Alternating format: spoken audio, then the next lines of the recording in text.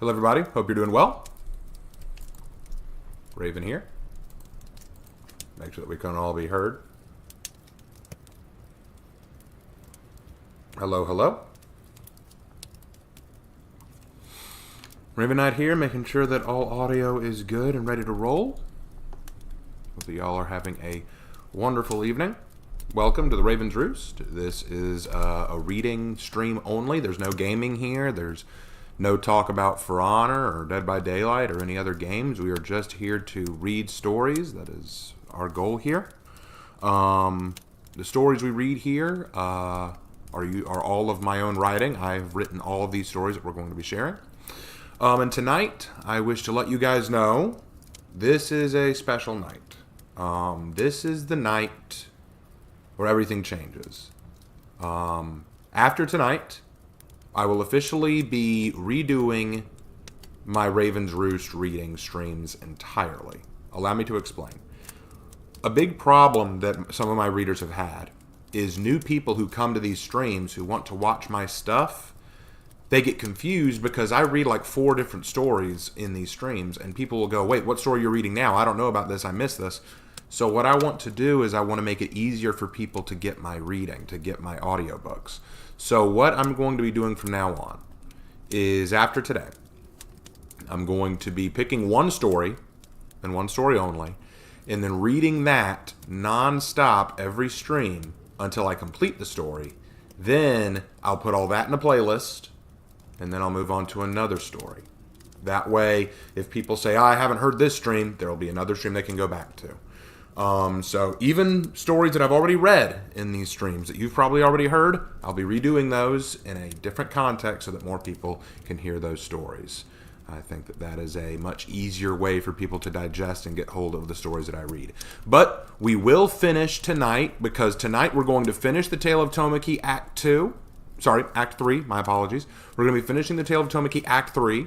We're going to read a short story, the first chapter of Sly Cooper, Origins of a Thief. I told you guys that if I found the story, I would read it to you guys, so I do have it. I'll read you the first chapter of that.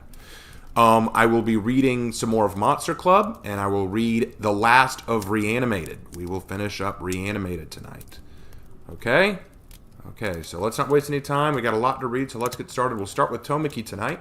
We're going to start with Tomoki 38, Tomoki chapter 38. Let me get a picture of Tomoki up there so that you all can see. My boy Tomoki.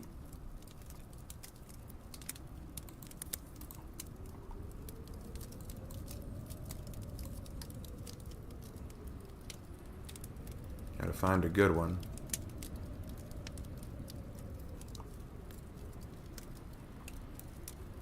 Where did I hide Tomoki's image?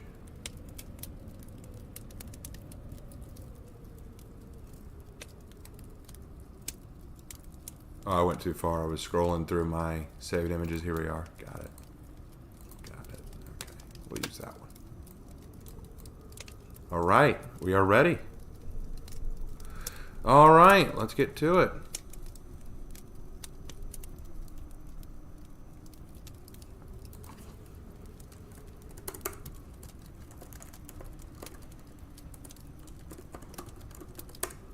All right, let's do it. Chapter 38.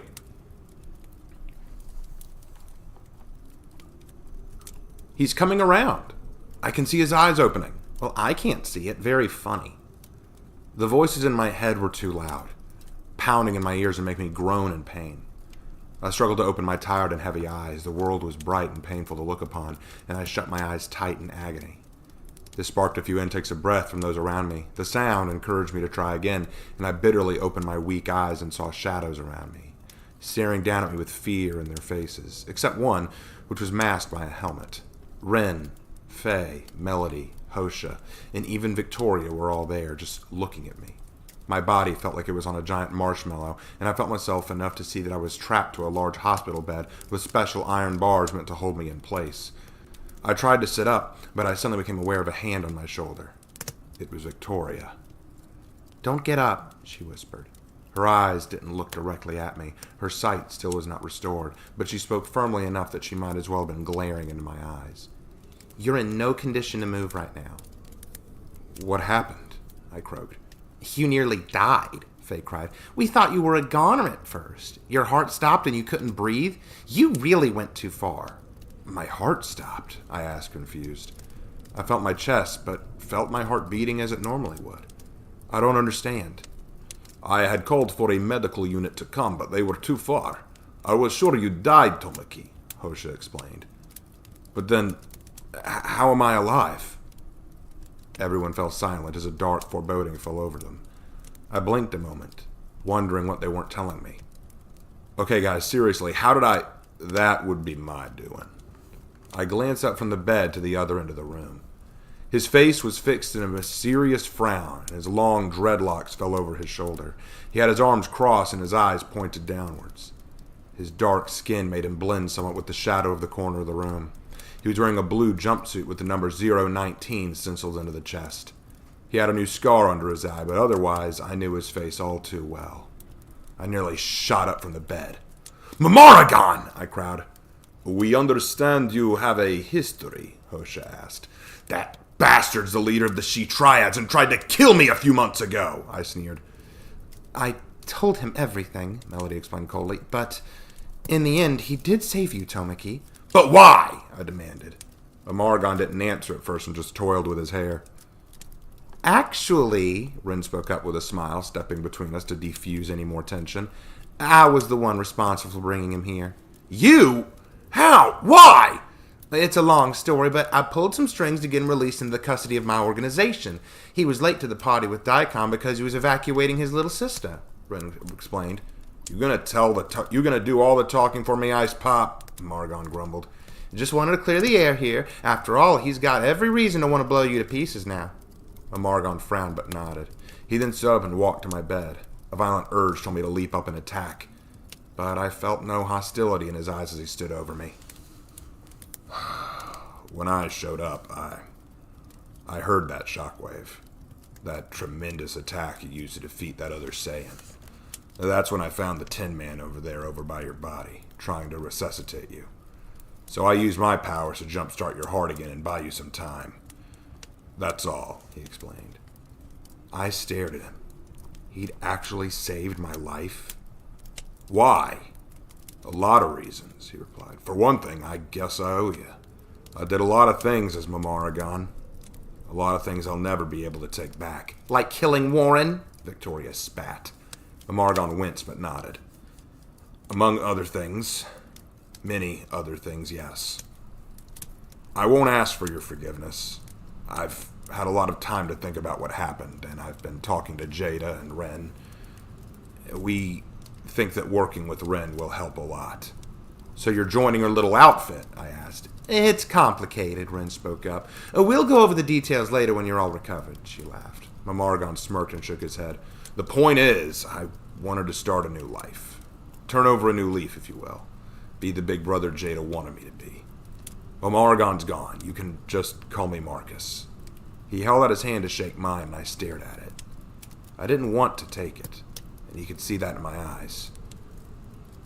"Guess it's not that easy to move on, huh?" he asked with a smile. "It's easy to move forward. It's not easy to forget," I answered. Marcus nodded. "Then I'll earn your trust," he said. "Now, I hate to break up this touching discussion," Ren stepped over. "We gotta get going. You still have stuff to take care of, young man." She patted Marcus' shoulder, who nodded. "I'll be in touch soon, Tomaki." With that, I watched her turn and leave with Margon in tow. The room fell somehow quiet with them gone. Now I was left with Hosha, Melody, Faye, and of course, Victoria. But I noticed there was someone missing. And then it hit me. "Master!" I cried, trying to get up again, only for Hosha to shove me back down. "Master Hayato! What happened to him? Where is he?" I remembered the sight of him, the last time I saw him. The sight of him being broken in half. "Easy," Faye urged. "The old man is alive." I blinked, leaning back again. He is? Really?"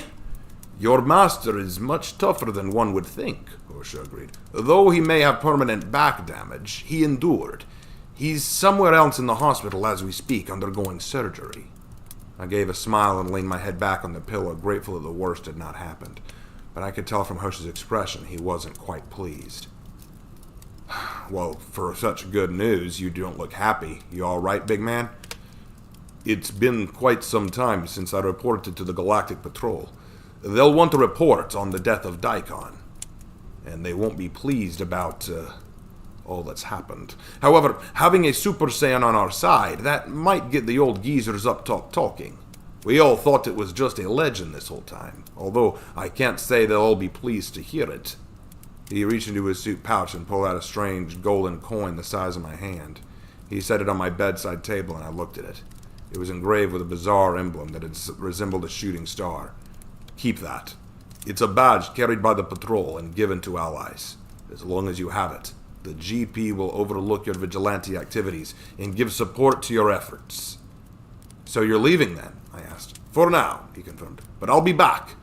While the concerns of your planets are not mine, having a Super Saiyan ally can only bring positive results. Perhaps by working more with you, we can further cement our alliance.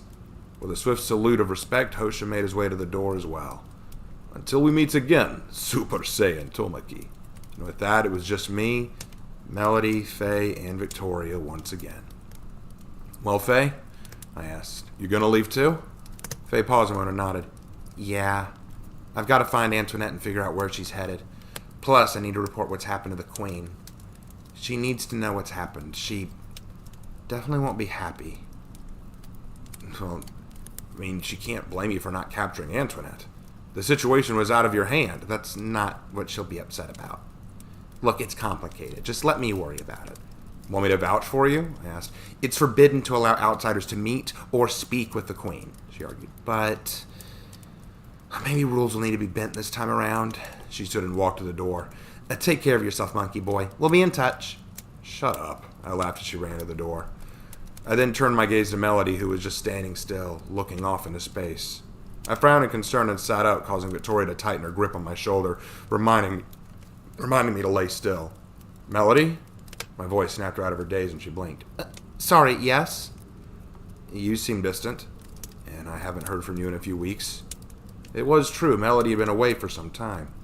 I thought perhaps she was focusing on her music career, but she hadn't said or released anything, and she always kept me and Victoria updated with anything new she was doing.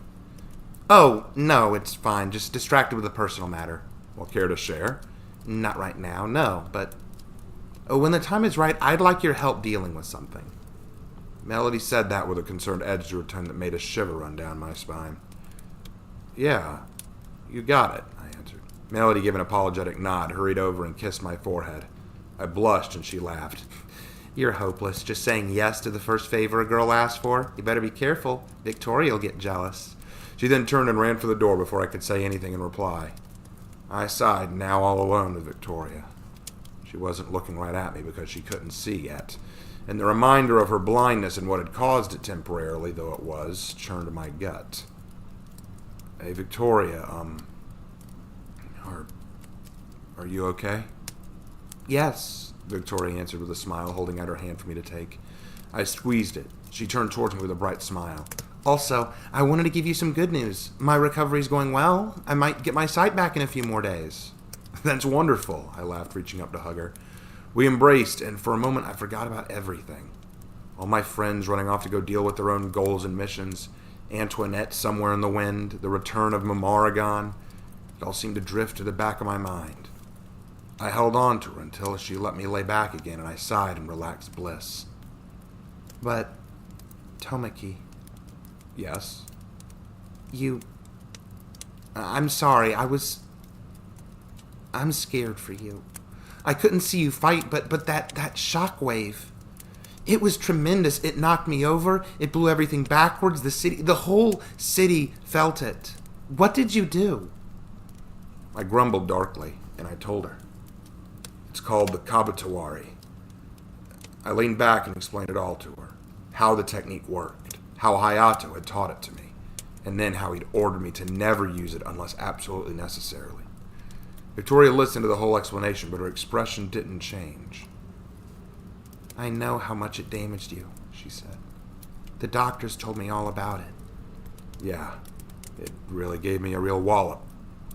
Please don't use it again, she said. I can't stand you being in the hospital like this. Always getting hurt. You nearly died this time. I'll try not to use it then. Promise me, she pleaded. I didn't answer. Tomiki, promise me. I need to hear you say it. I closed my eyes. I can't promise that, Victoria. She blinked. Victoria, I wish I could. But Daikon, before he died, said there were worse things out there than him. And I believe him. And if that's true, I need every weapon in my arsenal, every tool I can use to be ready for it. Whatever it is that he was talking about, I need to be ready. And that weapon may be just one I will have to use. Tomiki, if you're going to keep deliberately being reckless and ending up in a hospital like this, you might need to find another girl who can handle the stress and fear. I winced at her angry tone. But for the first time, I didn't cave into it. I understand, Victoria. And I'm sorry that you feel that way, really, but I have to protect the city. And if you can't stay with me, I get it. We both sat still for a long time. At long last, Victoria squeezed my hand tighter. I didn't say I was leaving you. That was poor phrasing. It hurts that you keep ending up in hospitals and I can't do anything to help you. I wish I were stronger for you. I don't need you to be stronger. But I need you to be safe. I mean, I don't want all of our dates to be in this hospital room. I laughed and nodded. Agreed. We need more time together. Go someplace fun. Anywhere specifically you want to meet or go? I have a few ideas, but only after you feel better. I suddenly got a goofy idea, and I couldn't stop myself from leaning up slightly and touching her arm. Hey, there is something you could do to help me feel better. What's that? She asked. I ran my hand up to her head and pulled it down towards me slowly, carefully. This. Our lips locked, and I kissed her long and gently, as her healing breath filled my every broken bone and revived my tired body. I was in heaven and kissing an angel. All right, and that was chapter 38 of Tomiki.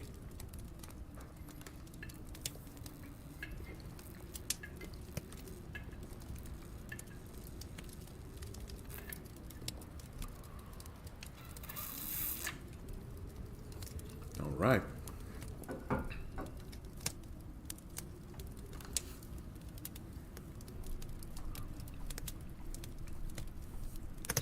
All right, we'll go ahead and take this down. And now we're going to read the next story. And no, I don't have a picture for this one. Sly Cooper, Origins of a Thief, Chapter 1. So a little bit of background on this for those who don't know.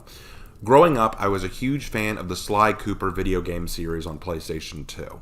I played all 3 of the games. I was in love with it. And when I was in middle school, I wanted to write an origin story for Sly Cooper. Basically, how Sly Cooper met his friends in the orphanage, how they formed the Cooper gang, maybe even rewrite some of their old adventures. I wanted to write that story. So I created Sly Cooper, Origins of a Thief. But I'd lost the original manuscript. I lost what I'd originally written. So when people were telling me that they'd like me to pull it out and read it, I decided to try and dig it up. I found the first chapter. I edited it some so that it takes care of my middle school writing errors.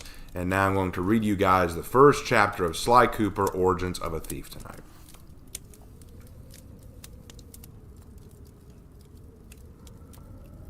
Sly Cooper, Origins of a Thief, Chapter 1.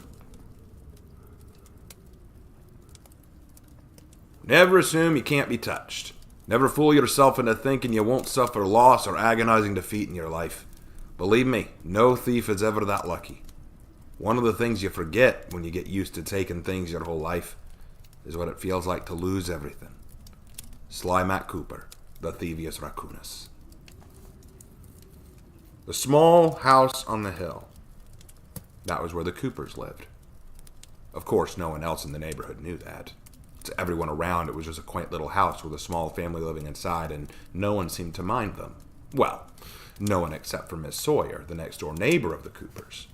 Miss Sawyer was a very nosy old badger, poking her long nose out her window every so often to look in on those strange ringtails next door. She could never quite place it, but there was something abnormal about them. The mother was plain enough, it seemed. Nothing much stood out about her. The father, though, was a strange man. He had this air to him that reeked of the unusual and the mysterious. He seemed to glide through the house without a sound, and there would be moments where Miss Sawyer looked away from him for just a moment, and he would be gone, as if he were never there. She was almost certain he was aware of her. Preposterous, she told herself. She was as slick as a snake's belly, and yet there were those few occasions she could swear his eyes would flash in her directions, and the ghost of a smirk would appear on his face. Miss Sawyer didn't like the Coopers next door. That much was certain. Especially not their little boy, Sly. Oh, she hated all children, which was why she'd sworn off having any of her own. But Sly seemed a particularly nasty child. There were times she would catch him sneaking into her blueberry garden to make off with her crop. Then there was that one day she caught him climbing up the drain pipe to her roof, and when she demanded to know why, he simply said, "I don't know," which only made her all that more furious. His father never even disciplined the boy for his behavior, just gave a hearty chuckle at the accusations, shook his head, and he'd say with a deep laugh, "He's growing up so fast."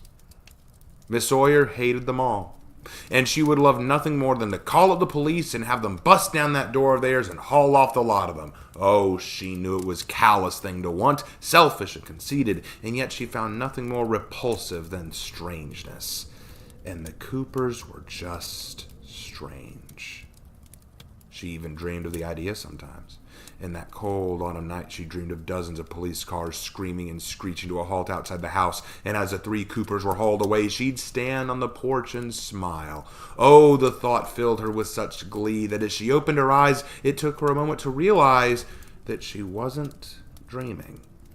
Sitting up in her bed, her nightgown stretched over her portly features, Miss Sawyer looked out her bedroom window into the cool night to see no less than 6 police cars outside the Cooper house, their red and blue lights illuminating the night and flaring angrily against the houses around them. Miss Sawyer started to feel that giddy joy she'd expected. Oh, how wonderful! At long last the Coopers had been caught and would be taken away from her utterly normal life. But her elation sank rapidly when, instead of shocked and upset raccoons and handcuffs emerging from the house, she saw 2 long stretchers, bodies laid on them, with white tarps covering them. The smile on her face sank as she saw the police loading these bodies into a truck, and her cold, unfeeling heart actually ached somewhat when she realized there was one body unaccounted for. "Sly," she whispered beside herself. For the first time since she'd known the Coopers, Miss Sawyer wished firmly that the little Sly Cooper was safe. The little girl walked amongst the tall and important-looking police officers. She was 11 years old, with long blue hair tied in a ponytail. She wore a red jacket over her body and a pair of jeans. In her hand was a notebook and a pencil, and her long orange tail swished behind her excitedly as she followed her father through the mob of police. She dotted down little notes constantly in her notebook. She wasn't sure exactly what she had to write, but it was important. "Crime scenes tell you a story, so it's important to notice every detail or you'll miss the ending," her father would say. The girl admired her father and longed to be exactly like him. To be like her father, her grandfather, and her great-grandmother, Carmelita Montoya Fox wanted to be a police officer. Of course, first she had to learn how to do that. "Papa?" Carmelita asked, tugging her father's pant leg. Her father stopped and looked down at her, his amber eyes looking at her with a gaze of shock, as if he'd forgotten she was even there. "What should we do first? Dust for fingerprints? Look for clues?" Captain Emilio Fox was a tall man. Like his daughter, he had orange fur and a long, bushy tail. He had amber eyes and black hair combed back. He wore a policeman's uniform, of course, and strapped to his hip was a handgun that he never let Carmelita touch. He had his hat tucked under his arm, and there was a cigarette in his fingers that he'd been about to light up before Carmelita had interrupted him.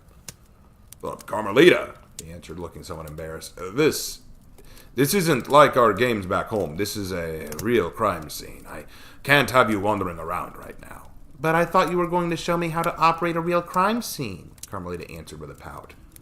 Her father shook his head in frustration, his brow furrowed.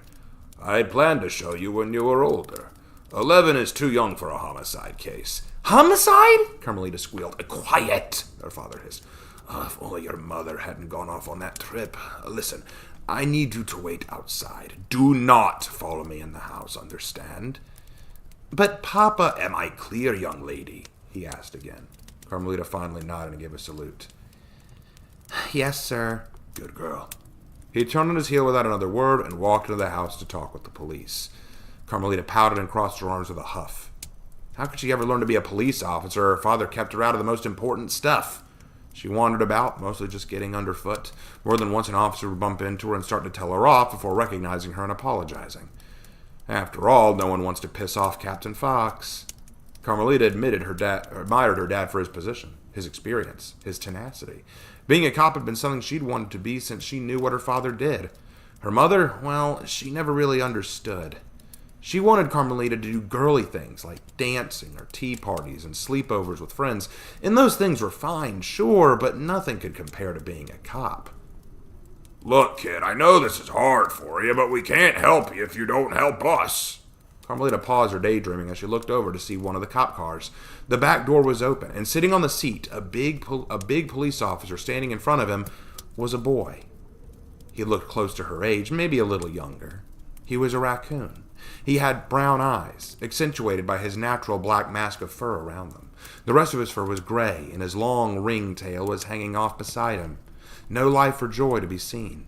His eyes were downcast, tear stains noticeable on his furry cheeks. Held in his hands was a strange pair of bindings. It looked like a bending piece of cardboard or something, but she couldn't make out much else. He had on a blue hat that was too big for his head, and there appeared to be red splotches on the rim, which Carmelita guessed was blood. Laying in his lap was a long wooden cane with a gold hook-like top. It looked taller than the boy who possessed it. Who was this kid? The officer, seeing this boy wasn't talking or saying anything, groaned and walked away. Carmelita wrinkled her nose at the officer. What a lazy pig. Her father always said, A witness to a crime is vitally important. Walking away from them is like walking away from a gold mine. You'd be a fool to do it. So she'd do what her father taught her and talk to this witness. Hey, she called, approaching the boy. He glanced up at her, and to her surprise, he didn't look away. His eyes widened as he took her in. He said nothing, but he registered her presence. At the start, at least. What's your name? She asked. There was no answer at first. Just silence. Maybe he didn't know how to talk, or maybe he was a bit dumb.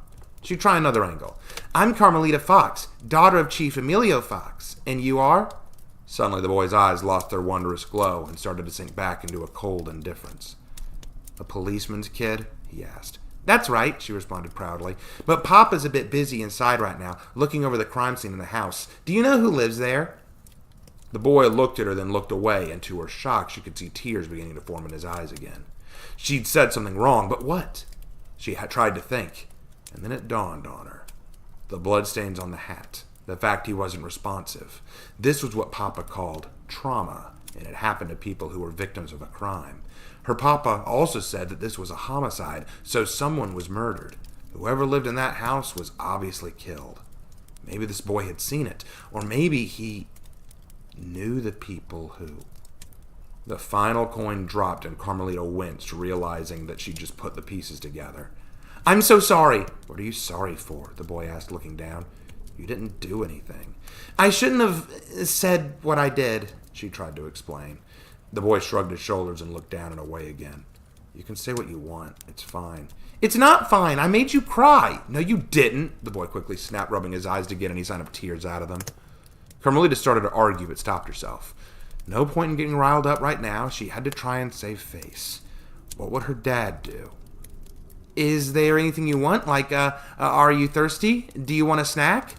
The boy suddenly shot an agitated look at Carmelita and his tail bristled. Are you making fun of me? No, I want to help. Carmelita snapped back, her own agitation flaring up, despite her best efforts to hold it in check. It's not my fault you're being difficult. Is this what you call being helpful? The boy snarled. Well, you're not helping me either. All I asked was your name, you stupid ringtail. All right, that's enough. Carmelita squeaked as she heard a familiar voice behind her.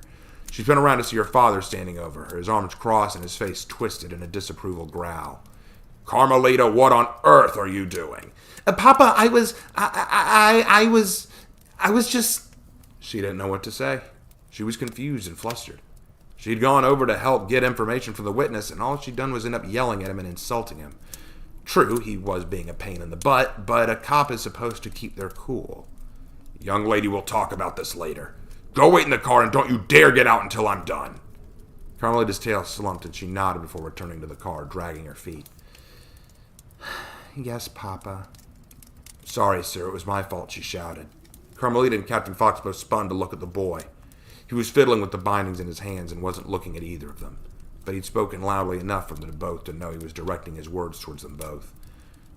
She just wanted to ask me some stuff and I didn't answer her, so it wasn't really her fault. But don't punish her too much. You have nothing to apologize for, son, Captain Fox said. Neither does she, the boy answered weakly.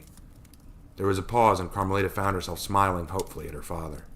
He glanced at Carmelita and then at the boy before giving a low groan. Kids, he groaned. All right. Well, we're still going to have a long talk, young lady. But go to the car. As she turned to do so, she shot one last look at the boy who she'd spoken to and felt nothing short of maddening confusion. At first, she'd seen him as a step towards being a cop, a chance to show her skills and her chance to shine, but then she pitied him for his plight, his struggles, and what he'd suffered. That pity changed to rage and frustration at his attitude, his behavior, and his disregard for her just trying to help, only for him to turn around and speak up in her defense when he had no reason to. Who was that boy? She hadn't even gotten his name. As she opened the door to her father's car and climbed in, she watched an officer walk towards the boy's car to take him away. She caught his face one more time, that sad hopelessness back on it, a weak and pathetic expression of loss and defeat as he hung his head, tears dripping from his eyes again. She felt that twinge of pity once again. She wished that she could have gotten his name, but it didn't really matter now, did it? After all, she'd never seen him again after tonight. Driving away into the night, leaving his home far behind him, the young Sly Cooper clung to the tattered remains of his father's precious book that had been ripped apart. Nothing more than that book cover remained, and yet it's all he had of it, resting on the seat beside him, still scuffed and marked from the furious battle he'd witnessed in just a few hours before. The hat on his head, blood staining the brim and bottom, his father's blood. He wanted to take it off, but he felt if he did, he'd see the blood. See it and remember what he saw in that house. What had happened. He shut his eyes tight and tried to shut out the memories, but no matter how hard he tried, or how much the tears flowed, he couldn't shake the awful scream of his mother, the broken body of his father, or the cold, hate-filled yellow eyes of that one monster who had seen him hiding in the wardrobe. He knew he was there. Those eyes had knocked with his. Why had the monster not killed him too? Sly didn't know, but he wished with all his heart that he had.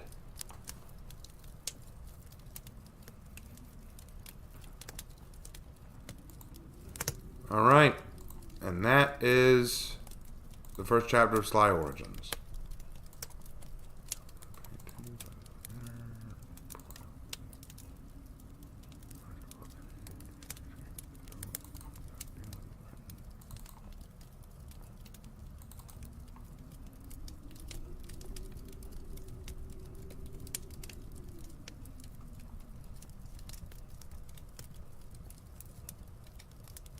Alright, next story.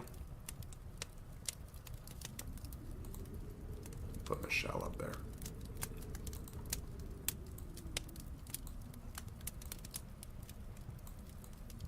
Alright.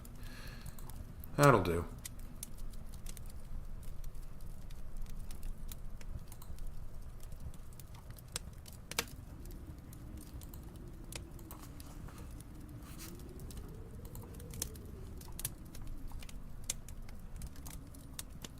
All right.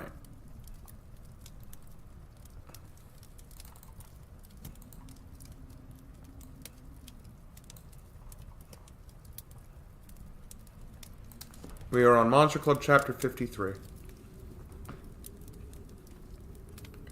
Here we go. Abraham sat quietly as the night sky felt like an overcast cloud suspended over his reality. The balcony of the farm was peaceful and quiet, but below him, sleeping in the house and in the barn not far off, was the club he'd risked his life for. The club he loved like a family. He'd barely been able to lift a finger for them before, and now all he could do was ponder how little he'd mattered in the grand scheme of things. "Hey, Abraham." Abraham turned to see the door to the balcony open, and out walked Michelle. She had a bandage over her cheek and her arm in a sling. Her injuries, luckily, had been minor, and all she really needed was sleep. The bags under her eyes were intense, and Abraham couldn't really help but stop and think about how badly he wanted to just lay down. "You should be asleep." "So should you. Want to tell me why you're out here all alone?" Abraham didn't answer, but instead just leaned against the balcony railing. He shrugged his shoulders and sighed. "We're right back where we started, aren't we? Yes, I mean, you and Asher are safe, but we can't live on the farm for the rest of our lives. It's not fair to Alexander and the others. And I'm not too keen on moving back from the tire warehouse, though. Not very homey." "Exactly. We're still homeless." He looked down in disdain and groaned. "Grandpa'd be pretty sad if he saw the state we're in." "Grandpa? Oh yeah, you didn't hear the news. Turns out Solomon was my grandpa," Abraham answered. Michelle's eyes widened in shock and then slumped forward some, having to grab the railing. "How?" "Small world we live in, isn't it?" Michelle rubbed her head in amazement. "Boy, am I glad I didn't kick you out when you first joined up. Do you think Solomon knew?" "I don't know. I just know it was a shock when I was told. I just wish I was more like him." "How so?" "He helped you. All of you. He gave you a place to stay, but me? Oh, don't you start this again. I don't want to hear it, you asshole. Michelle, Asher, you both did all the fighting. You fought, they all fought. What did I do but just get tossed around? Do you really think that all we are is fighting? You think just being able to hold your own in a fight is all it takes to be one of us? Asher does what he can do, I do what I can do, but you can do things we can't." "Like what, exactly?" "If you're fishing for compliments, go find another pond," Michelle snapped. "You are a valuable part of this family. You always were." "Because I do what, exactly? Why am I valuable?" "Because you're everything we hoped for, Abraham," she retorted. "We formed this club because we were scared that humanity would never accept us, that we'd never find a home in a world of men. But then you came. You learned from us and accepted us. And not only that, but you helped protect and lead us when we were falling apart. You know, Katie and Sarah told me all about what you did and how much work you put into keeping the club together. They all said you're a good leader. Anyone would have done what I did." "Are you kidding?" Tamil was ready to give up and die again. Annie was in hysterics, and Katie couldn't lead her way out of a paper bag. What's the odds that Calypso would have run off with Naomi given if no one helped put the club back together? Abraham, we trust you. You're just as much a part of this family as any of the others, and we're glad to have you. I mean it." Abraham smiled at Michelle for a moment and then nodded. "Maybe, I just don't always see it that way." "You know, Asher's really jealous of you," Michelle laughed. "How's he doing, by the way?" "He's still in Ashley mode, but he's recovering. Your blood helped. Now stop dodging my point. He's jealous of you." "Why, because I can walk in the sun? Seems being a kick-ass vampire is much more useful." "Asher actually hates fighting," Michelle answered. "He's really good at it." "But he doesn't like it, Abraham. He'd give anything to walk in the sun again. He uses the powers he has to help us, but he doesn't enjoy having them." "I just can't imagine that." "I'm not asking you to empathize," Michelle snapped. "I'm just telling you because you need to realize that you might not be a fighter, but that's not why you're valuable to us." All right. I believe you. I just don't know what I can do to help now." Before any other words could be said, Michelle paused and looked up to see a figure flying towards them awkwardly. It flapped its wings wildly until at last the figure could be deciphered. "Is that Tori?" Tori was flying in slowly, breathing heavily. She landed on the balcony with Abraham and Michelle as they stepped back to give her room. "I thought you were out for a fly," Abraham remarked. "Get tired and come home?" Guys, she cried, running to Michelle and Abraham, looking excited. "You won't believe what I found. Out beyond the mountains over there." She pointed out to the distant mountain further into the forested area. "I've never flown out there before, so I'd never seen it, but it's huge. It's really, really huge." "What's huge?" Michelle demanded. "The house! There's a house!" "A house? Out this far?" Abraham asked. "You gotta see! You gotta come see!" No matter how hard they tried, Michelle and Abraham couldn't calm her down. So with a groan, they left the balcony and went to wake up David, who was less than thrilled about being woken up in the middle of the night. Grabbing a few water bottles for the ride, Michelle and Abraham mounted David's back and, without bothering to wake the whole farm, rode off behind the flying Tory who was leading them towards their destination. The ride was long, and there was no shortage of complaining groans from David about how early it was or how tired he was, but Abraham shook his head too, feeling the effects of fatigue wearing on him. Michelle, on the other hand, just told him to shut up and run so that they didn't lose Tori. After what felt like hours, they finally began to make it over the edge of the mountains. Tori flew lower and shrieked excitedly, "It's over there! It's over there! Can you see it?" Abraham looked hard across the valley but didn't see anything there. "I don't see anything." "Not in the valley, dummy! On this side of the mountain!" She turned Abraham's attention not to the valley below, but the mountain, but just to the outside of the mountain that wouldn't have been visible from the farm. And there, perched on the mountainside, was not just a house, but what looked like a mansion. "Abraham, are you seeing this?" No way a mansion is just in the middle of the mountains like this. Even David looked awestruck, his fatigue gone. "Want to get closer?" "Tori, is there a path or road leading to it?" "Yeah, but it's got weeds and stuff growing all over it. I don't think it's been cleaned good in a while."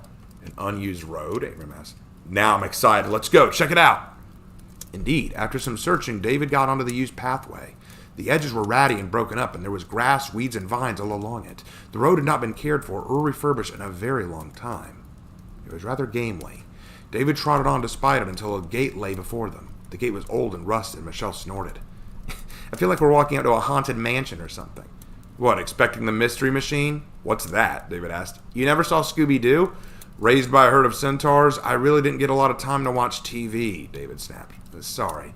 "Cool it, you two. Look at this place," Michelle gasped as the manor was finally in full view. The front lawn leading up to the mansion was large and expansive, but overgrown. There were gardens and unkept flowers and weeds all over. But the mansion itself was beautiful in a rustic sense. Gargoyles overlooked the parapets, and the building itself looked to be around 3 stories high. There was mold along the walls and moss from mist and rain. The marble outer structure made it seem to stand out like a great white rock among the blue mountains. It was enormous, easily dwarfing the barn that they'd been residing in, and Abraham could only guess at the countless rooms and furnishings inside.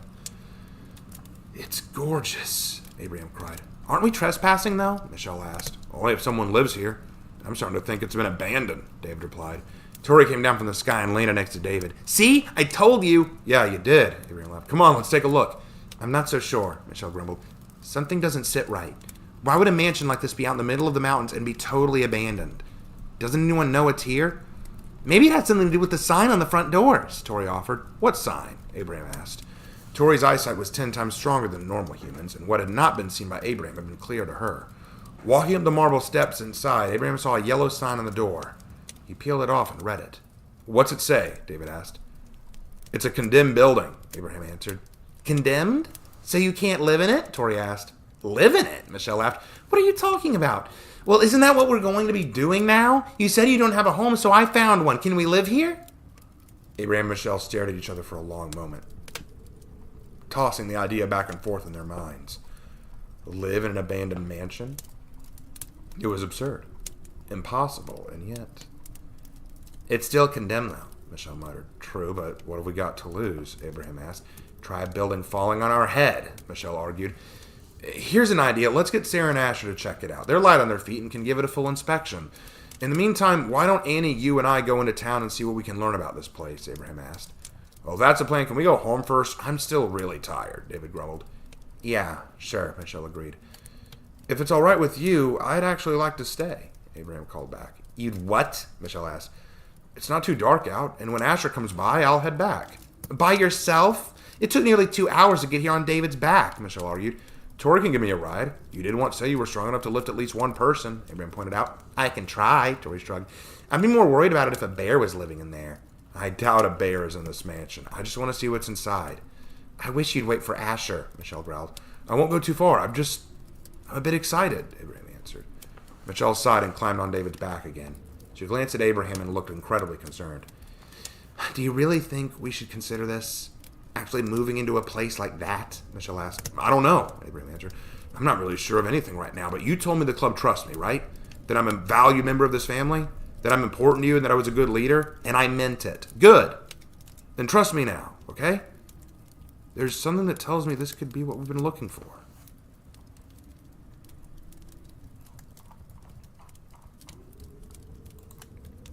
Chapter 54. When Abraham had been younger, he'd heard of all kinds of fairy tales about large castles and palaces with elaborate furnishings and beautiful windows that would let their kings and queens see all across creation. As he pushed open the doors to the manor and walked inside, he began to feel like this place would be a definite palace, if it wasn't so run down. The inside was enormous, with a massive main hall, a great staircase that led up to the second story, forking off to the left and right, deeper into a mysterious house. The marble floor was dusty and covered in cobwebs that reached out to the pillars and walls. The walls themselves were adorned in tapestries and paintings that seemed to radiate a nostalgic feeling in Abraham that he didn't understand. It was like walking through a museum of ancient relics and gazing on them with wonder and respect, though you had no connection to them yourself. Abraham ran a hand along the nearest pillar of the manor and felt dust leave the stone and cling to him, which he cleaned off on his jeans.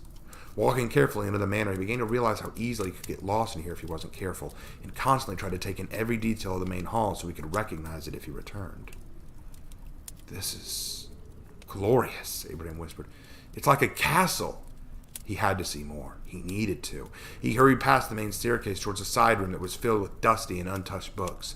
It was a large library or study of some kind with a fireplace surrounded by a soft plush furniture and a huge globe that stood stoically in the corner. There was a banister that allowed one to walk the upper shelves of the library, but still a little room to walk around. Beyond that was an enormous balcony that gazed out to the mountain range and the forest beyond. As Abraham approached the window doorway, he stared up at the gray, illuminating sky and beamed. This might just work. I know Michelle would love this room. If there was a pool of some kind, Calypso could be totally on board. There is. Abraham jumped at the voice and spun around in fright, not recognizing or expecting the response. He held up his fist defensively, prepared to a fight. "Who said that?" No one answered. He walked around a few times and blinked, expecting someone to materialize. "I'm warning you. I have friends who'll kick your ass if you did anything to me." Still no response. Maybe it had been in his imagination. That seemed plausible. But it had felt so real. Almost like it had been right behind him, watching him. He calmed down a little and began to lower his hands. He walked in from the balcony and glanced at the fireplace. He knelt down by the logs and noted there were roaches and bugs inside them. This place was a haven for pests and vermin, and yet there was something about this place that made it feel watched, even cared for. As he began to ponder this, Abraham jumped as he felt the sensation of someone nearby, and he spun around, but again saw nothing. Abraham felt a cold sweat building up on his brow, and he began to feel nervous. This was getting ridiculous, though, and he dared himself to speak up at last. "Look," he finally relented. "If you're there, sorry I threatened you. You startled me. You said there was a pool. Can you show me where it is?"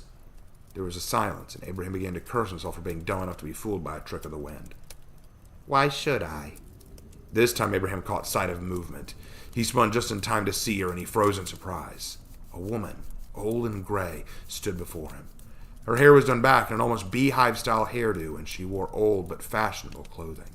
She looked like a countess of sorts. She had thin-rimmed glasses that she looked out with a grim glare, as if she were some strict librarian.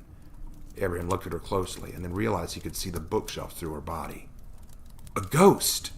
"My name is Eleanor Gates, and I was once the owner of this manor," she answered. "I'm impressed you haven't gone screaming out of here at the mere sight of me. You have nerves of steel, young man." "No, I guess I'm used to it by now." "You see ghosts on a regular basis, do you? You're a strange one." "No, but most of my family are. They aren't human. Plus, my grandfather was a ghost." Her eyes widened at this, and then her angry glare turned to a slimmer of regret. "Oh, I'm sorry. This is not a fate I would wish on anyone. What did you say your name was, young man?" "I didn't. My name's Abraham." "Abraham. Not a common name for a youth of today, is it?" "I don't think so," Abraham answered. "Is this place your home?" Eleanor nodded with a depressed look on her face. "It's been my family's for generations." "But why is this place abandoned? Why is it condemned?" Abraham asked. A slight shadow seemed to fall over her face. "What is it to you?" she asked. "What business is of yours what you know of this place?" "None, I promise. I'm not trying to be rude or anything. I want to know. I'm curious." Eleanor looked at him begrudgingly for a moment and then turned her attention to the books. She raised herself up a bit, and then she turned to the shelves, gently running her fingers along the leather-bound books, a smile coming to her withered face. "This was my home. So many fond memories bind me to this place.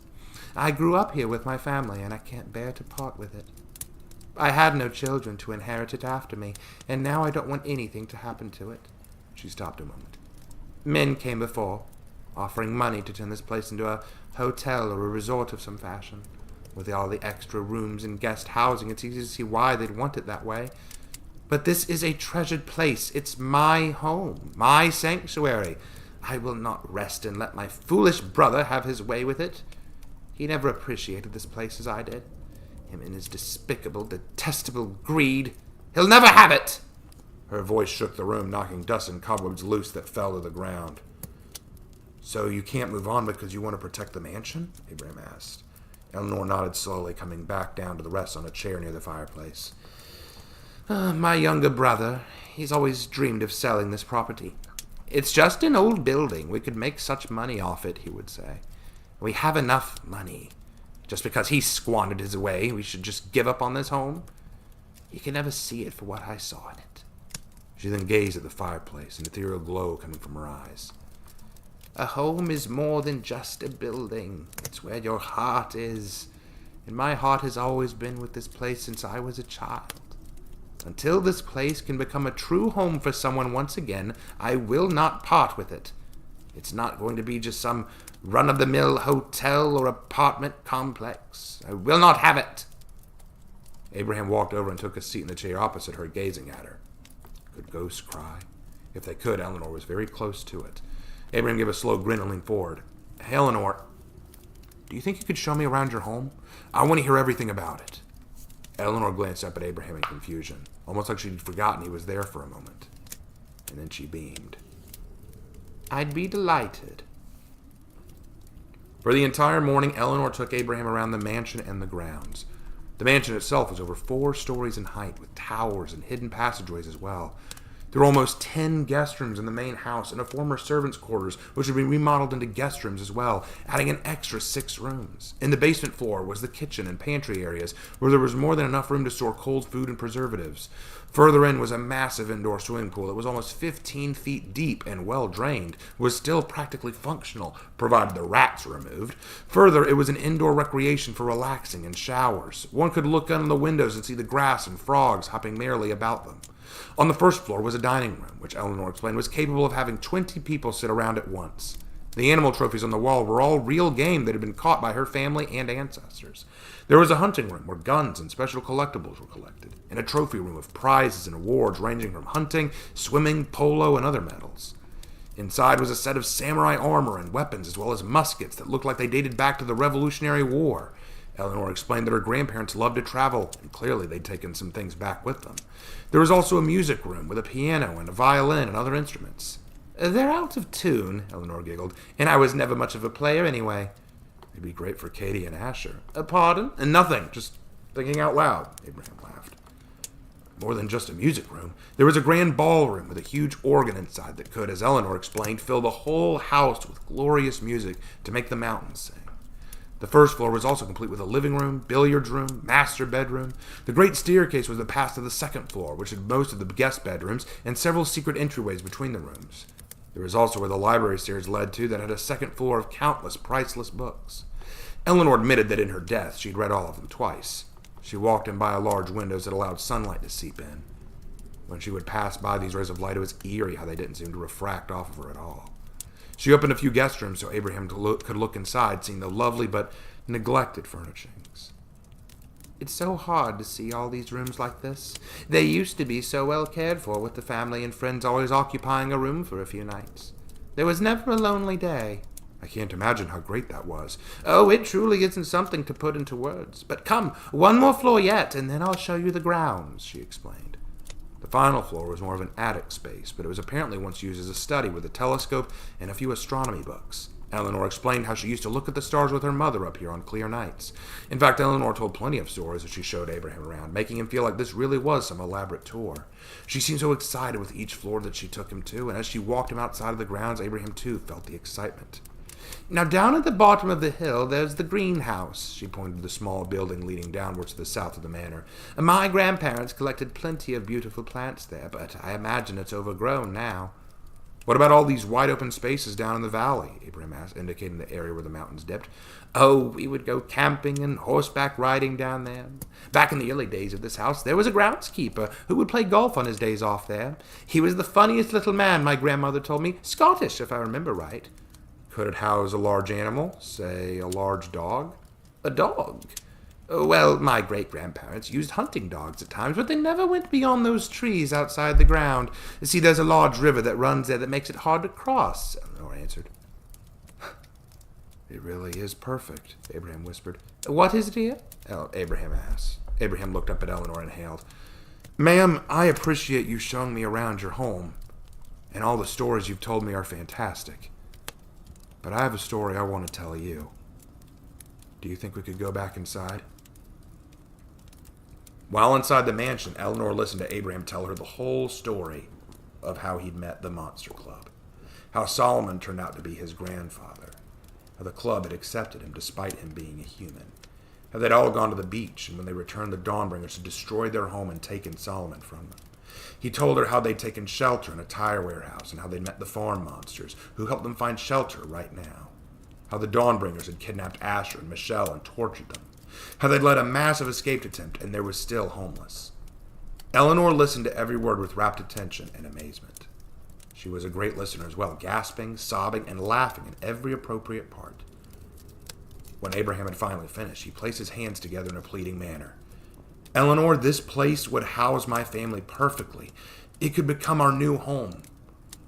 Would you please let the Monster Club live here? Eleanor looked down sadly and bit her translucent lip.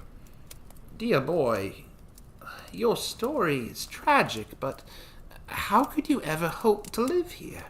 This place is still inhabitable, yes, but the building is worn down. There's much renovation to be done. The dust and rats are only scratching the surface of its problems. Mold, wood rot, and bats are also an issue. I've kept renovators and appraisers after this mansion so it couldn't be remodeled into anything but what it has always been. However, this building is not what it used to be. But Eleanor, Abraham whispered, reaching out to her encouragingly, it's what you said earlier. A home isn't just a building, right? It's where your heart is. Eleanor's face regained its glow when there were some words had come from her lips, and she looked at Abraham with both concern and awe. We'll show this place every bit of love that you had for it and make it our own. Eleanor adjusted her glass as if to wipe tears from her eyes and then slowly nodded. Well, have a way with words, young man. Your grandfather would be proud. Before I agree to anything, I need to ensure that my home is in the right hands. I'd like to meet your family. Please, bring them here.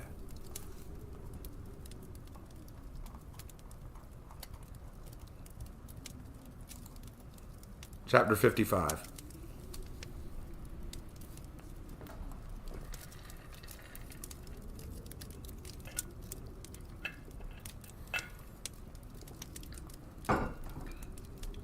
The club was just as amazed by the mansion as Abraham had been. As he led them up the beaten pathway, he was carrying Annie on his shoulders with Asher right behind him, wearing a hood over his head to hide the sunlight. Fortunately, it was cloudy enough that he wouldn't burn too badly. Michelle was on the other side of him. Katie and Sarah brought up the middle with Tori flying overhead, keeping an eye out for bears or cougars. Truthfully, Asher had convinced her so that he wouldn't have to put up with her constant talking. Calypso walked not far from Asher, holding his hand every now and then, as if worried he'd keel over from exhaustion. Tamil held Sarah's hand so he wouldn't get lost. He didn't much like the moist, foggy air, but he didn't complain. Christina walked far behind, but none of the other farm members had wanted to come. It wasn't vital to them, but Christina did want to investigate this place further. So, Abraham, Sarah called, this place is safe, you said. It's got a ghost occupying it? Eleanor said she wouldn't mind us living here. We just gotta keep it clean and safe for her, Abraham responded. It sounds too good to be true, honestly, Asher rumbled. I'm not sure how I feel about this. The mansion looks beautiful, sure, but can we really expect this Eleanor woman to show us such kindness without knowing us? That's why she wanted to meet you guys, Abraham laughed. Now stop worrying and let's go. I can't wait for you to see this. The club didn't seem as excited as Abraham wanted. There was a skeptical air that was filtering between many of them. However, when they reached the front doors of the mansion, there stood the ghost of Eleanor, smilingly welcoming them. Annie squeaked a little in surprise, and Abraham set her back down on the ground as she quickly ducked behind his legs. Welcome, she bowed politely. I am Eleanor Gates, the owner of this house, or at least I was once. Now I'm afraid this house has no owner, but only a ghost. Michelle took a hesitant step forward and tried to smile. I'm Michelle Peters. This is our family, the Monster Club. Young Abraham told me much about all of you, and all that you've gone through, Eleanor acknowledged. He inquired about if I could potentially open up my home to you and allow you to make it yours. Michelle shot Abraham a slightly disapproving look. I wish he'd talked to us first, she grumbled. We don't mean to intrude or impose anything on you, man. Oh, not at all, she chuckled. In fact, I've been hoping someone might come along to tend to this old place. As a ghost, there's only so much I can do for it. To have new faces and footsteps in these halls again would fill me with joy. She then turned to the doors and opened them wide. Please, why don't you come inside? The club entered carefully, but once inside, all of them stared in awe, except Tamil, who just stood still wondering why everyone was so stunned. Sarah nearly fell to her knees in disbelief as she scurried to the curtains and tapestries. Miss Eleanor, these are beautiful. I love the fabric. Yes, my great-grandfather had them brought over from France a long time ago. They've seen better days. The moths have gotten to them. You can tell there's some moth holes and tattered portions of the stitching. I could repair them if you... Sarah, Michelle cried, don't be rude. No, do go on. Could you really repair those? Eleanor asked. I mean, I could try. I love sewing and my silk is pretty strong. If it's not a problem, I might try to. Eleanor stared a moment and then the shadow of a smile crossed her face. I think that would be lovely. I'd love to see a sample of your work as a seamstress. Like, how big is the dining hall? Katie cried. The club hurried after her down to see the hallways to see a massive dining hall and an enormous table. The fireplace was unlit, but a warmth could be felt emanating all around them. It's so huge! Sarah and I could actually fit! This dining hall was built to house 20 people at the table, but it's big enough for more people to wander around. You know, I don't think we've ever actually had that many people tend at one time, but it would certainly be big enough for every one of you, Eleanor explained. Her eyes then fell on Calypso and her ears. As for you, young lady, you wouldn't by any chance be the mermaid that Abraham mentioned? Yes, I am, she went, scared of being singled out. Down in the lower levels of this mansion is a pool, Eleanor explained. It's unfilled right now, but once it's refilled, I believe that it would be more suited for you. Calypso's eyes widened to the size of dinner plates, and Asher grinned. Can I see it? Certainly, she nodded. She then pointed towards the grand staircase. Go past the stairs and you'll see a set of large white doors to the next room. Go down those stairs into the basement area and all the way down the brick hallway to the changing rooms. The pool's past it. Asher and Calypso took off at the basement area, already whispering about how grand it must be. Eleanor then looked at Tamil, who was standing quietly. And you must be Tamil, she asked. I am, Tamil answered. Abraham mentioned to me that you enjoy gardening in your spare time. Tamil nodded his head. I like a little. Well, there's a large greenhouse on the grounds just beyond. If your bird friend would be willing to accompany you, she could show you the way. How big are the grounds, Tori asked? Is there plenty of room for flying? Well, I'm not much of a flyer myself, but I imagine so, Eleanor laughed. Go on. You can either go around the mansion outside or just cross over to the basement like Calypso and the dark-haired young man went. Instead of going towards the pool, go past the... She didn't get to finish her directions, as Tori was already dragging Tamil off to go find the grounds and the greenhouse. Well, my goodness, she is high-strung. She's a bit of a bird brain, Katie grumbled. Eleanor laughed and shook her head. Oh, it isn't a bother. Honestly, it makes me glad to see such spirits around here again. Pardon my joke. She then looked at Katie and placed a cold hand on her shoulder. And I take it you're Katie. What do you enjoy, dear? Kay didn't answer right away, but just kept her teeth clenched as if afraid to admit it. Or she was just reeling from the chilly, ghostly touch. I like music. Eleanor beamed at this and stepped away. Well, follow me, dear. As the two left, Abraham was left in the dining hall with Michelle, Sarah, and Annie. Christina was waiting by the door, looking everything over and just smiling to herself. This place is wonderful, Sarah swooned. Oh, Michelle, we could truly make a comfortable home here. Let's not get ahead of ourselves. Annie, would you put that down? Michelle cried. Annie had gone to the table and was looking at the fine china, lifting it up to admire it. She squeaked and put it back down again.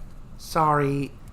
Guys, you're all forgetting that we're guests here. It's wrong to force yourselves on others, no matter how desperate we might be, Michelle argued. Eleanor doesn't seem against any of us staying here, though. Any of you staying here, though, Christina pointed out, adjusting her shades absent-mindedly. Don't look a gift horse in the mouth. And be careful of gifts too good to be true, Michelle countered. Abraham, I really appreciate what you did, but you really shouldn't have made such an offer to Eleanor without consulting us first. Michelle, she's lonely here and just wants someone to look after the house. We don't know the first thing about taking care of a mansion, Michelle argued.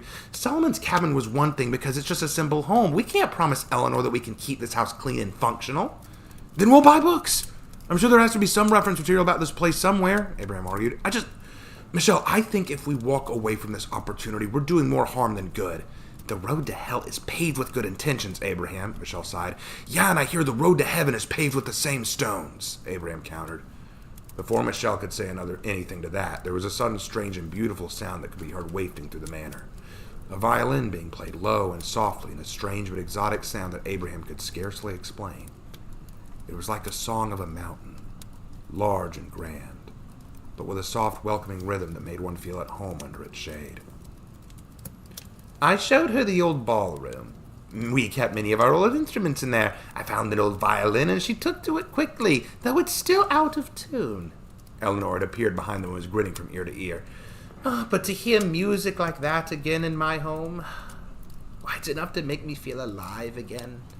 She then looked to Michelle a moment. Though it was a friendly gesture, Michelle looked away like she'd been caught in a nasty deed. Miss Michelle, could I ask you and Abraham to accompany me, please? I want to show you a special place in the mansion. Michelle gulped, feeling like she was going to be told off, and followed with her to Abraham right behind her. Sarah, meanwhile, went with Annie, whispering about how they'd go find the bedrooms. Christina watched on and eventually stepped into the dining hall with them, intent on joining them for their adventure. Winding staircases were what awaited Michelle and Abraham, climbing a massive winding staircase higher and higher. Michelle and Abraham wouldn't have been painting for the long climb, but they were too curious about what it was that Eleanor wanted to reveal. As they reached the top, they came to a single old wooden door, which Eleanor pushed open to reveal an attic-like space with a cone-shaped roof. A small opening could be seen at the end with a balcony. Now, when I was a little girl, she explained, I would come up here without my parents knowing. You see, my great-grandfather was a stargazer, but I didn't come up here for the telescopes or stars. I came to see this. She pulled back the curtain so Michelle and Abraham could walk out onto the balcony. Oh, was all Michelle could breathe. She fell to her knees, gripping the railing of the balcony as she gazed out at the horizon. The view was indescribable. Miles upon miles of land and mountain in every direction. The noonday sun cast a glorious light upon the world, and the mists and clouds that drifted along the mountainsides were like a texture to the masterpiece. The edges of the hills looked blue in color, and one could slightly make out the winding rivers that cut their way through and along the mountain paths. Below, in the grounds of the mansion, there could be seen deer moving in and out of the grassy area, as well as rabbits and other creatures. Tori was also visible, flapping about and playing in the sky near the greenhouse, a modest-sized little grass house where foliage was visible even from this high. Abraham felt tears build in his eyes from the glory and majesty of the view. This is the highest tower in the mansion, and just looking at this view was all I needed. It's gorgeous, Michelle breathed. I can't look away. Oh, I felt the same way, Eleanor sighed. When I was a little girl, I didn't want to share this view with anybody. It was mine. But as I grew older, I began to take such joy in bringing friends up here to see this too. I can see why, Abraham agreed. Miss Michelle, I heard what you said before, Eleanor explained, and I do appreciate your consideration of my feelings on this matter. But I want to assure you of something. She placed her hand on the railing, and though it seemed a trick of the wind and light, her own eyes seemed to be brimming with tears. This building and its grounds is just a house. It's nothing but bricks, mortar, wood, and glass with lots of lovely decoration.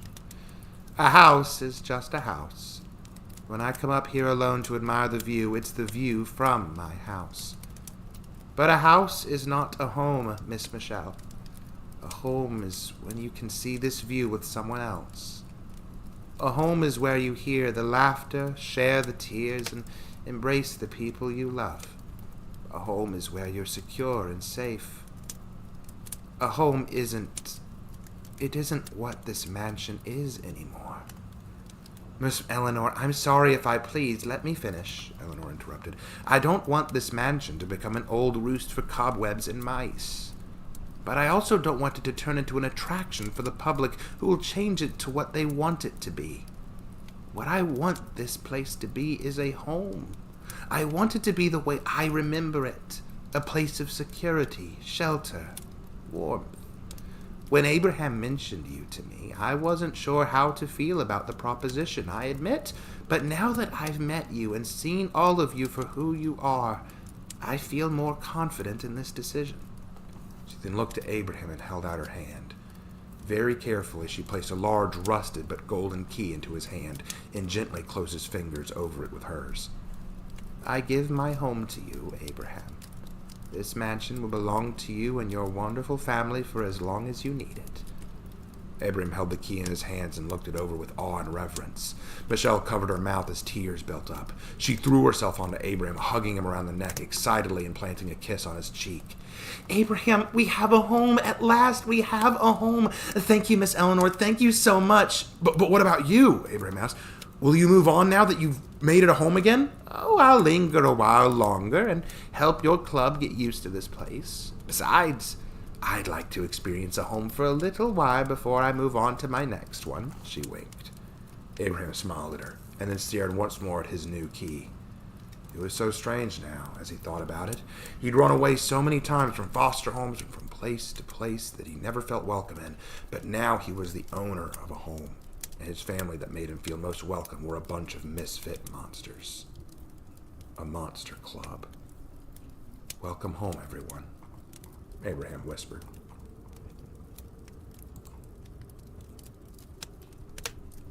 The final chapter, Epilogue. The wind was calm. A soothing cool was moist feeling that rolled along the grass and trees of the mountainside. Abraham stood on the hillside with the wind rolling off his back. He was wearing a hoodie to keep the wind from chilling him, and in his hands he held a small arrangement of flowers. The manor that he and the club had come to occupy was far behind him, just barely noticeable among the trees. Before him was a single stone. Abraham knelt down and carefully placed the flowers in front of the stone before speaking. "Hey, Grandpa," Abraham whispered. "Gosh, that feels weird to call you that. So I'll just call you Solomon if that's okay." There was no answer, not like he expected one. "Do you remember when we met? Did you know who I was when I showed up? I mean, if you did, why didn't you say anything?"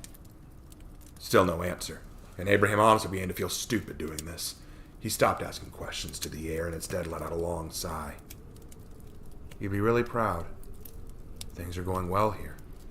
We finally found a home," Abraham muttered. "There's a ghost here, too. She's sticking around while we renovate and furnish the manor, but she'll leave once she's sure the house is taken care of. There's a lot of room, and Tamil hates it because it's hard for him to figure it out. Someone has to guide him everywhere. You'd have laughed when it took him 30 minutes just to find the dining room, but by that point he yelled he wasn't hungry anymore and stormed off, only to bump into a chair. We all laughed. Even he did. We haven't laughed like that since, well..." Abraham's voice trailed off as he spoke, thinking of the last time he'd spoken to Solomon. "Michelle's doing better, too. We think she's starting to get a little bit of control during her changes. You know, in her last transformation, she actually hesitated to attack Asher, but she soon gave in and the fight started. But it's a good sign, right? Maybe Michelle can beat this thing in time. And speaking of Asher, he and Calypso are officially dating now. It took them long enough, right?" Abraham stopped when he realized he was starting to talk like Solomon was really there, and then second-guessed himself. He nodded to the flowers and grumbled. "The club put that together for you. You know, with a little help from Christina." "Right, the farm group. You never met them. We found another family of monsters. They live on a farm several miles from here, but they're good people. They helped us save Asher and Michelle, and we..." Abraham cursed under his breath. "What am I even doing? You're gone. You can't even hear me." Abraham stared at the stone a long time as a wave of various feeling washed over him like a fever. He was furious. Furious at Solomon for leaving him and the club to fend for themselves. Miserable that Solomon had died and they hadn't been able to stop it. But glad that thanks to Solomon they had a club in the first place. And then frustrated that he hadn't known who Solomon really was. "What am I supposed to say to you?" Abraham asked. This isn't even a real grave, just a stone we put here for you. I don't know how to be the kind of person you were. Everyone keeps saying that I'm special, that I'm an important part of the family, and I believe them. I know I am, but how? What can I do for them? The only answer I can come up with is do what you did. Runs in the family, I guess, but how? Do I need to be a ghost too? Do I need years of experience? Solomon, I know that I belong here, but I want to know how I can keep the family alive when I'm still just human. It's not about what you are. Abraham spun around to see Sarah, her long, spiny legs balancing her on the hill as she climbed up to him. Her red eyes were sad despite her sweet smile. Sarah, you scared me. I saw you out here while I was leading Tamil to the greenhouse. It's going to rain soon, so let's head back inside. Abraham glanced up to see that clouds were indeed rolling in, but he didn't move from where he stood. You heard what I said, right?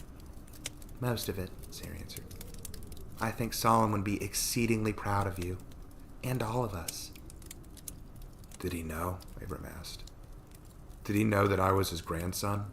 Sarah frowned and closed her eyes. Probably, she shrugged. Solomon always had a way of figuring things out. And if you're his relative, he probably had a sixth sense about it. But even if he didn't, would it have mattered? Kind of, Abraham replied. Why? What difference does it make? Sarah asked. You said it isn't about what I am, right? I know the follow-up. It's about who you are. Yeah, kind of cliche, isn't it? But it's true. It is about who I am, Abraham agreed. I'm Solomon's grandson. I'm carrying his legacy. So doesn't that mean he should have told me more about himself? More about what I'm supposed to do now? Why did he start caring about monsters? Why did he die? Did he know the Dawnbringers were after him from the start? Why didn't he... If he'd told you everything, would it have been easier to love us? Sarah asked. Abraham's eyes snapped to focus on Sarah as she had that same sad smile on her face. Abraham, if you felt it was a family obligation, would you have loved us for us or for your grandfather? I don't even know how to begin to answer that, Abraham confessed. I think of it as if I had a pet, Sarah giggled. If I had a pet dog and I died, so my child adopted the pet from me just because it was my pet, did she adopt the dog because she loves the dog or because she loves me and wants to help me out? And if she did it because she loves me, does that mean she loves the dog too? Abraham felt floored by the logic, and as raindrops began to lazily drip down from the clouds, he felt himself sneer. Fine, I get it. Still, would it have hurt to say something? Anything? He asked. Sarah sighed and folded her arms in front of her. Remember when you came to the club and everyone was deciding if you should stay? Yeah, of course. Do you remember what Solomon said? I don't think he said anything, Abraham answered. Exactly. He left it up to us whether you stayed or left. Because, and this is just my opinion, but I think Solomon wanted you to do what you felt was best, what you wanted with your life. If you knew who he was, you'd only stay out of obligation and family bonds that you didn't really have or understand. But if you chose to stay out of your own free will, if we chose to keep you out of ours, then it made us your family. Him telling you was the difference between making him your family and making us your family.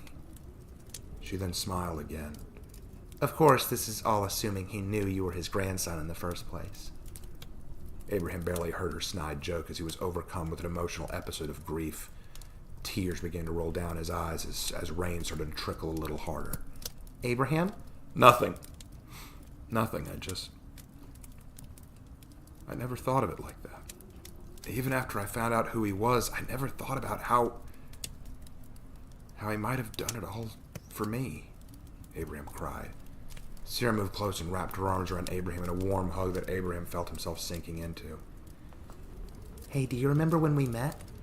You slipped on my webs and got tangled from the moment I saw you, I knew you'd be one of us. I knew you were a good person, Abraham. We all know it, and that's why we all love you. Though maybe some more than most, she winked. Abraham nodded as he finally pulled free. The rain matted to his hair and his head. She's right.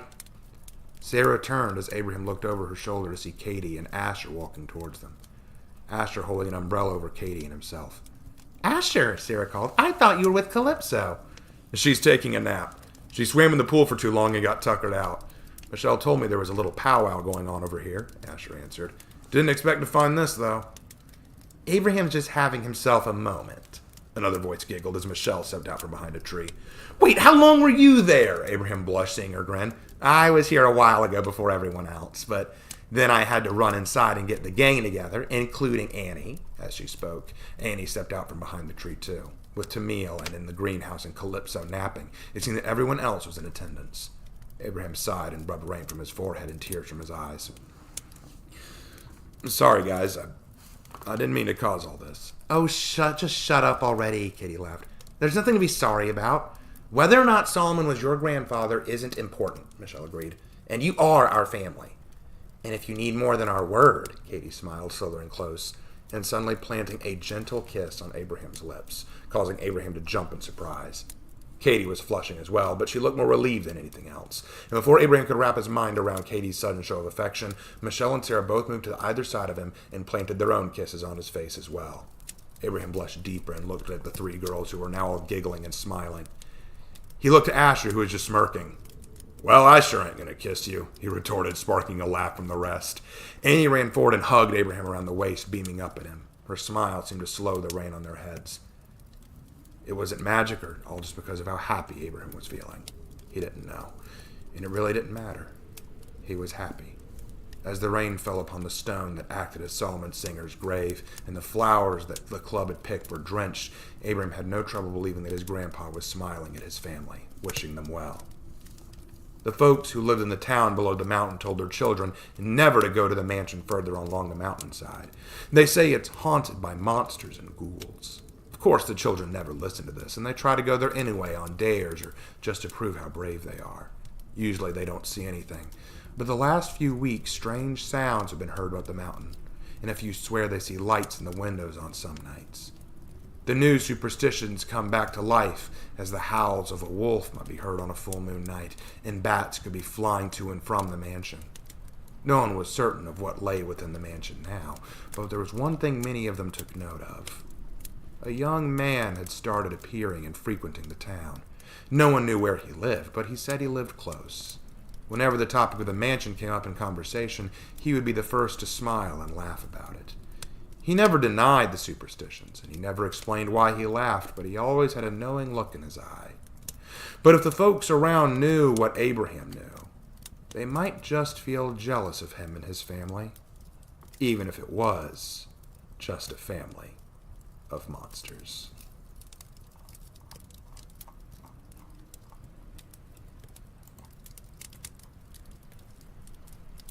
And that is the end of Monster Club.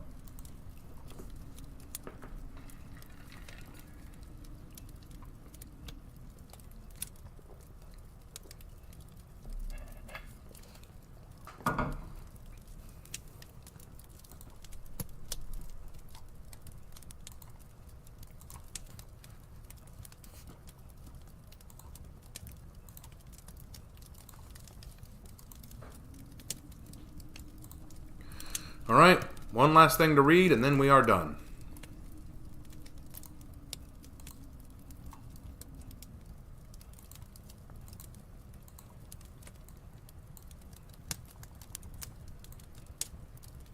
All right, picking up where we left off. Reanimated, Chapter 10, written June 18th, 2015. Let's do it.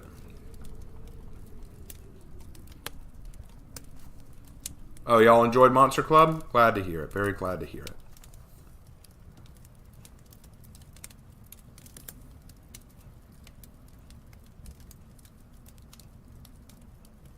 It's one of my favorites. I even made a video game out of it, believe it or not.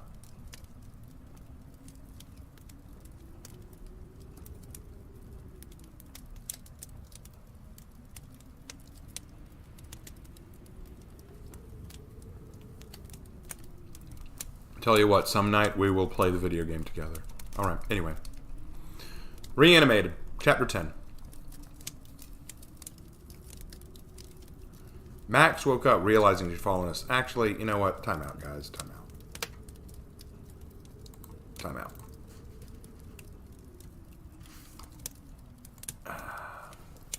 I need a minute.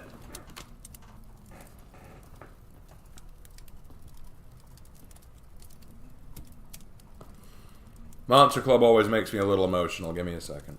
I might need to go ahead and end the stream there because I really powered through. I wanted to read the rest of Monster Club and get it over with. We might just stop there for tonight. It was kind of an emotional trip for me because Monster Club is a very, very special story to me. It was hard. That was a hard story for me.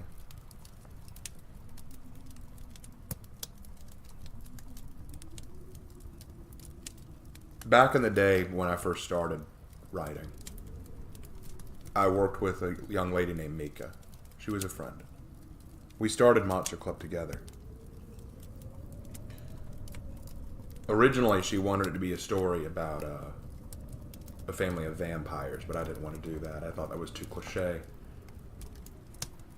And I remember I watched this movie called Scooby-Doo and the Ghoul School, which was this girls' school for, this girls' boarding school for the daughters of the popular movie monsters. And I thought, what if we did a club of monsters? And so we designed the Monster Club. We had so much fun with it. We had a lot of ideas for different characters. Not all of them made it into the story. And so we carried on the story for a while. We loved it. But then, of course, me and Mika had our falling out. Which is fine. You know, it happens.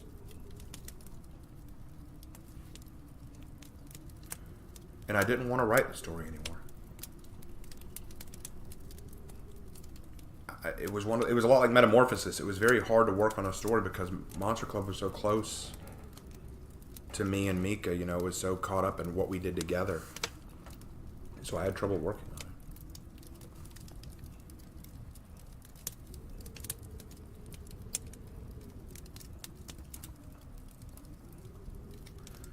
And thank God for Hannah. Hannah came along later and she offered to redraw all of the Monster Club characters. Even ones that she helped create. She helped design Annie, you know. The little witch girl, she helped design Annie. That was her creation. And she gave me the encouragement to finish the book. And so I finished it. I pushed myself harder than ever to finish it. She helped me get through it. And she wasn't alone.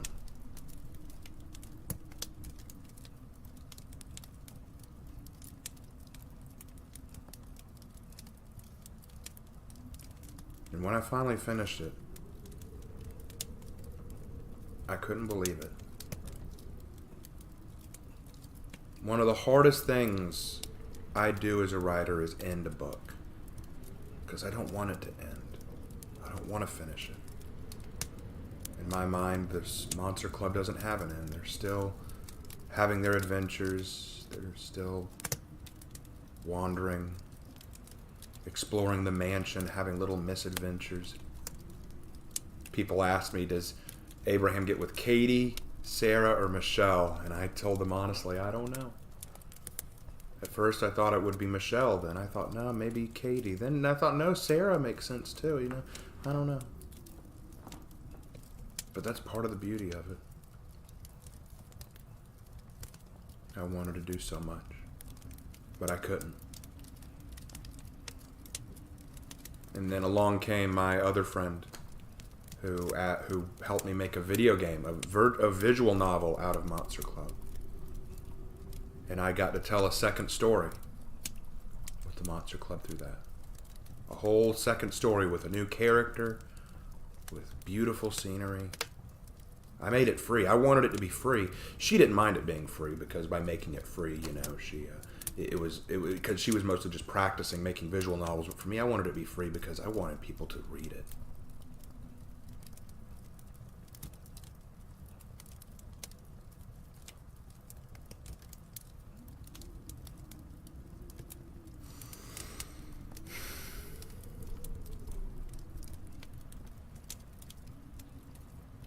Monster Club is probably my favorite story.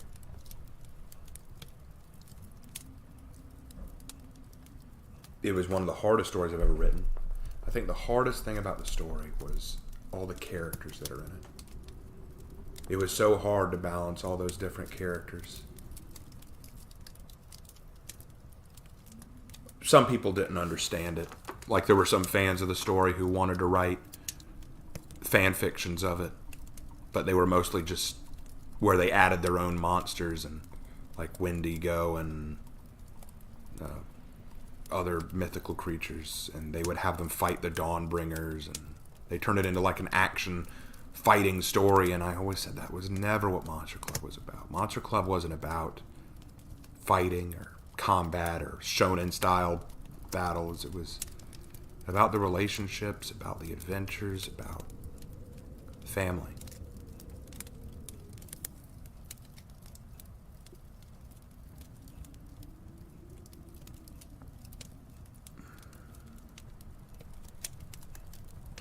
I think I'm going to go ahead and end the stream here. I don't think I can top that. Besides, Reanimated never got finished. It's only got like 2 chapters left, and then it ends on a cliffhanger, so there's nothing really to do with it. I think we'll end there. Yeah.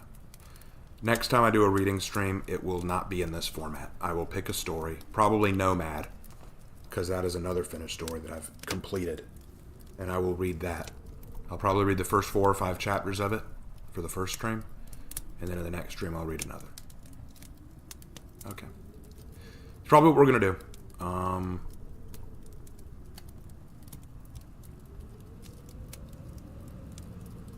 We'll go ahead and end there. Thank you guys so much. I did enjoy tonight. Getting to finish up Monster Club was a blessing. You know what? Tell you what. Sometime, maybe this week, or maybe next week, I don't know. We'll play the game. We'll play the Monster Club game together. I'd like to do that. That'd be fun. All right. Take care, you guys. I will see you in my next video. Bye.